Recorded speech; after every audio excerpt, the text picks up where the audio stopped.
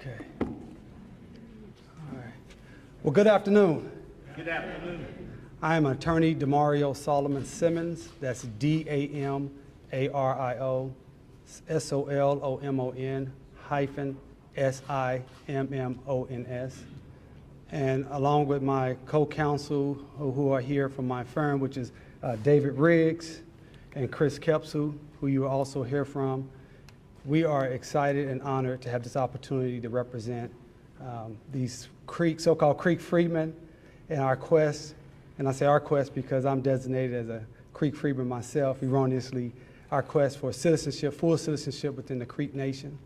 I'm proud to stand here with our clients, some of our named clients. We have Rhonda Grayson, we have Sharon Lindsay, we have Jeff Kennedy, who are named clients, and they're also board members of the organization that we represent, the Muscogee Creek Indian Freedmen Band.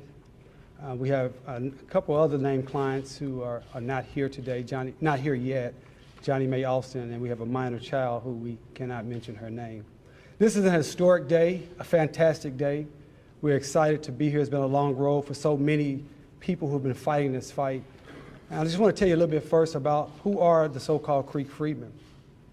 The Creek Nation in the old country in the southeastern United States of America was a confederacy of nations and tribes and people.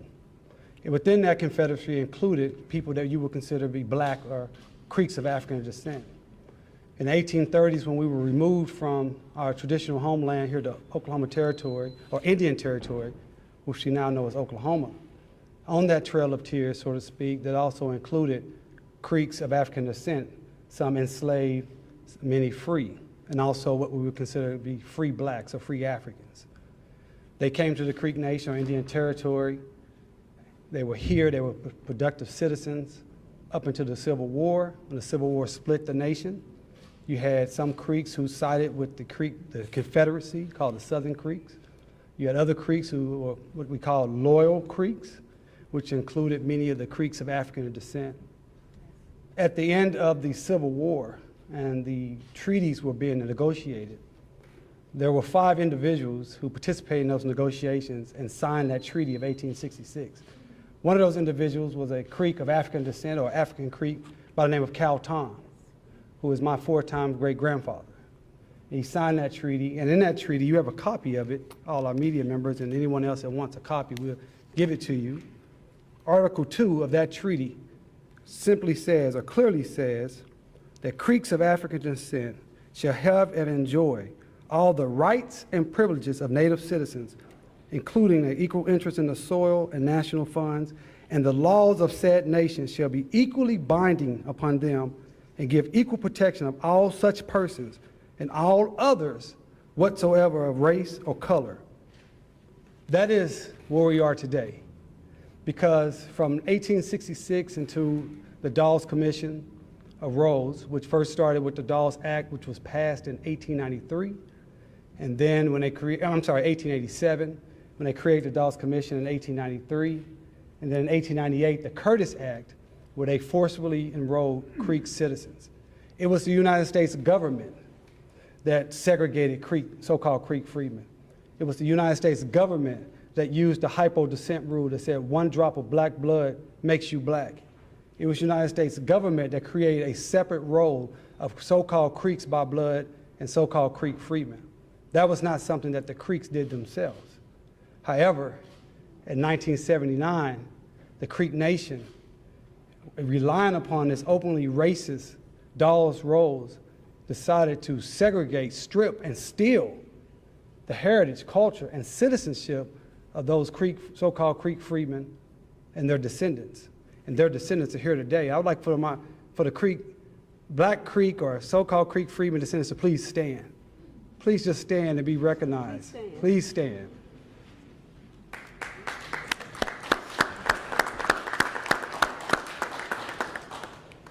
These individuals and so many more across this nation grew up speaking Creek, living Creek ways. They understood what it meant to be Creek. And just like my grandmother, Johnny Mae Alston, just had it ripped from them, illegally, ripped from them, and told that they were not who they are. They are Creek people, period, point blank. The treaty says so, but more importantly, our history says so. Our culture says so. Our birthright says so. So in this lawsuit, we will utilize the Treaty of 1866, the clear language, to get the citizenship that has been denied for almost 40 years, illegally denied for almost 40 years. We will utilize and be inspired by what the Seminole Nation freedmen have been able to do, and the Cherokee freedmen last year in August 30th, 2017, when they won their successful fight in the Cherokee Nation. We believe strongly that we will win our fight here in the Creek Nation. This is a historic day. I'm proud and blessed to stand here with my clients, my family, my people, to stand up the same way so many Creek so-called freedmen stood up. People like Warrior Renty and Judge Reed and Silas Jefferson and Cal Tom and Jake Simmons Jr., and the list goes on and on and on. So we have other individuals here I want to have you opportunity to hear from. The first individual will be Jeff Kennedy, who will tell you a little bit about the organization, the overview, and what they do and the work they've been doing so importantly over the last few years. Jeff?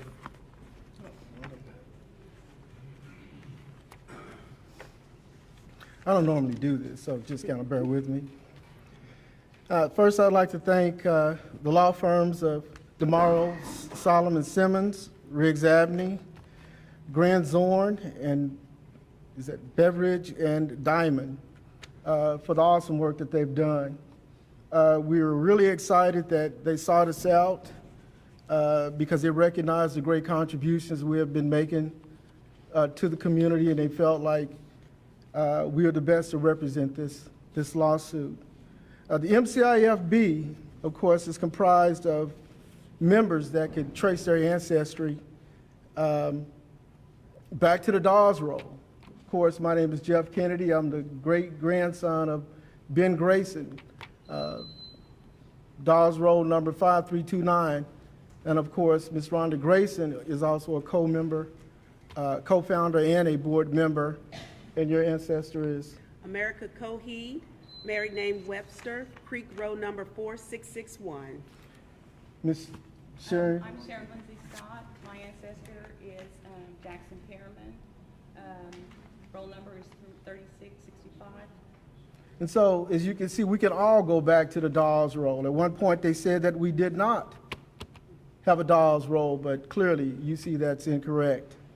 So what I'm basically about to tell you is a little bit of an overview. Our mission statement is, I'll read that, to preserve and protect the unique history and heritage and genealogy of the Muscogee Creek Indian freedmen who were removed to Indian Territory, which is Oklahoma, on the Trail of Tears. Next, to promote interest and participation by sharing genealogical information with members, researchers, and the general public. Next, to provide and help and educate resource to researchers and through lectures, workshops, conferences, and museum exhibits. And lastly, to educate the members and the public of the African Creeks, political rights, and citizens of the Creek Nation defined by the Creek Treaty of 1866, Article 2. Ladies and gentlemen, we had just celebrated our sesquicentennial. That's sesquicentennial, which is the 150th anniversary of the signing of the Treaty of 1866. This marks our 152nd anniversary. Of course, it was ratified July 19, so we're excited. We are a 501(c) organization. We're over 850 members strong. And what else did we actually want to say? That's good enough. He said that was good enough. But anyway, we just want to thank our members for showing up. Oh, go ahead. We're done. No, go ahead. Sometimes you get a little excited, and I do get a little bit emotional because we're really passionate about what we do. We're really passionate about, like I said, what we do. And we just want everybody to know that basically we're trying to go home. We're just trying to come home.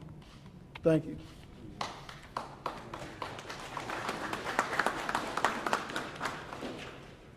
Our next speaker will be David Riggs. But before we bring him, I want to be very clear when we say so-called Creek Freedmen.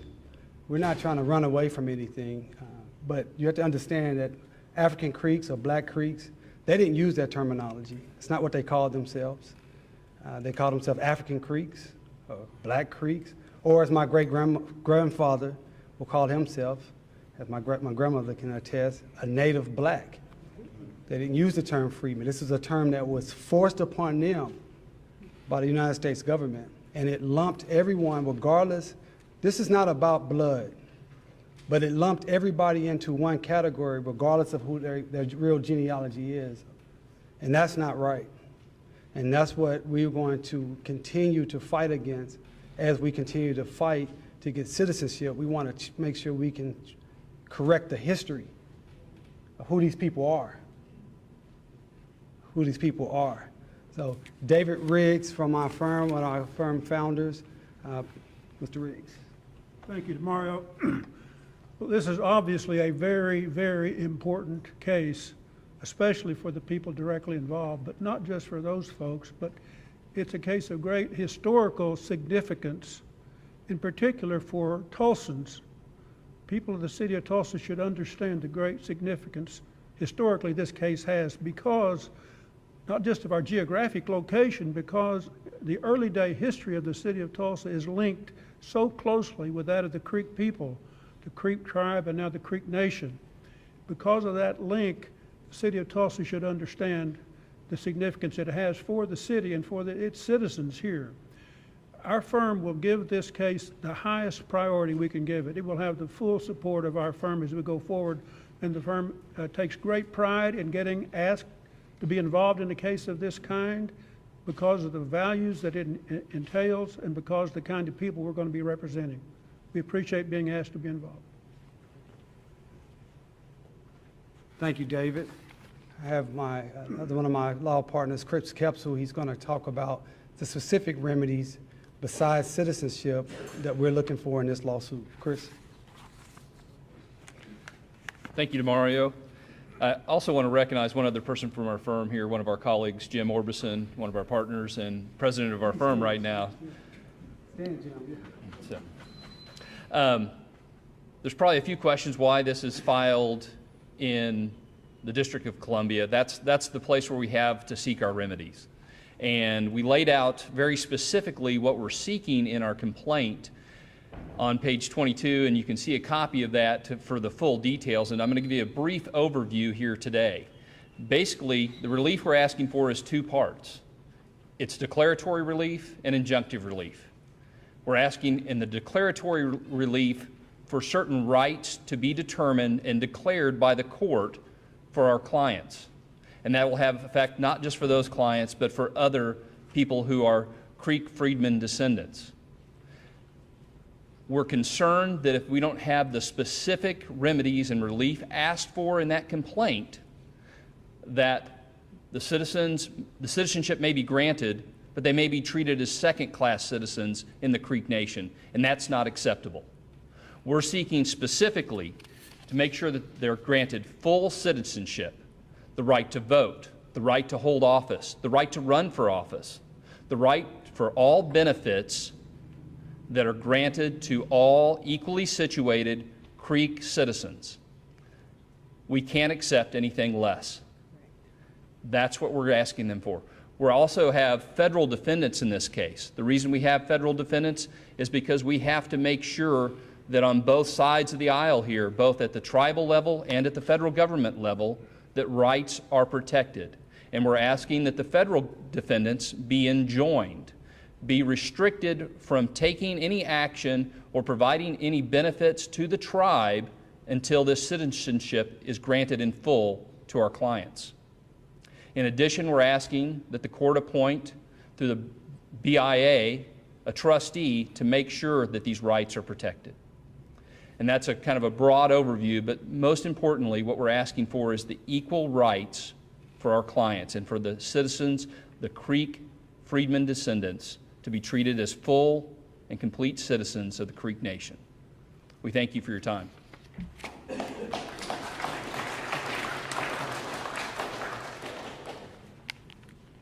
I also want to recognize again our co-counsel from Washington, D.C. Unfortunately, couldn't get here, but I just want you to know they are also excited to be a part of this case. They also have committed a tremendous amount of resources behind this effort. We have 4 lawyers from their office working on this case, Graham Zorn, Nessa Hartwich, Matt Snyder, and John Gutman. And they and our firm are committed to doing whatever it takes for however long it takes legally to make this, this issue be righted. Because this is not only a treaty issue, but this is also impacting the 13th Amendment. And regardless of who you are, in the United States of America, you cannot discriminate against individuals based upon race, period. And that is what's happening. And that is illegal in this country. I also want to recognize we have some elected officials who have wanted to publicly stand with our clients and on this issue. We have State Representative Regina Goodwin, and we have City Councilor Vanessa Hall Harper. I've also heard from State Representative Monroe Nichols, who has said, hey, please let the people know I couldn't be here, but I stand in solidarity and will do anything I can in my power to get this issue righted. Also had the same type of conversation and email from State Senator Kevin Matthews. And so at this time, if one of you, Regina, would you like to say something, please? Thank you, Attorney Solomon. Again, it is, as we know, we've been here for a long time, and certainly we were just overjoyed in terms of the 15-year battle that the Cherokee Freedmen had to endure, and then they were ultimately victorious because they hung in there and they did what they had to do. No matter how many folks told them no, no matter how many folks told them to turn around and sit down, they kept moving forward. We're going to encourage you to do the same. We want to say we would support the right of our African Creeks to, in their effort to fight for the rights that were established in the 1866 treaties with the United States government and the tribal nations of Indian Territory. So you look at 2018, 1866. We got to move forward. We got to stop the discrimination. The time is now. It's up to us. We can do this. Let's do the right thing. Thank you.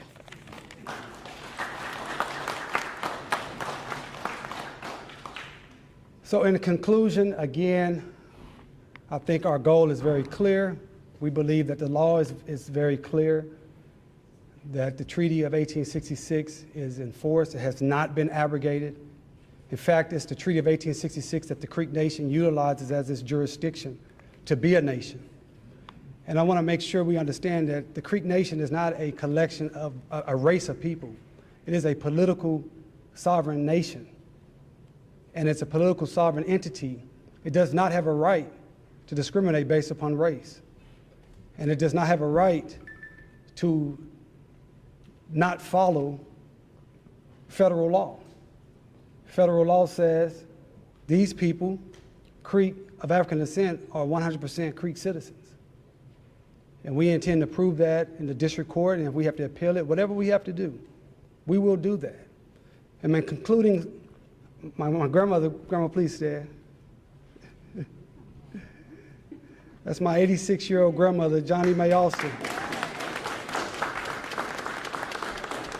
Her father, my great-grandfather, John W. Simmons, was a enrolled Creek miner, Creek number 602. My grandmother tells me how she grew up speaking Creek, going to Creek events. She was a Creek. Our family has been Creek for as long as we've been around.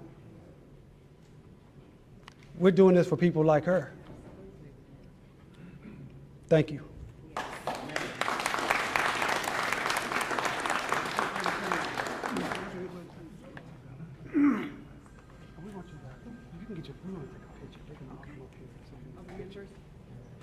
All the members? Yes, so we can get a picture. Guys, can you come up, all members, please come up so we can take a photo.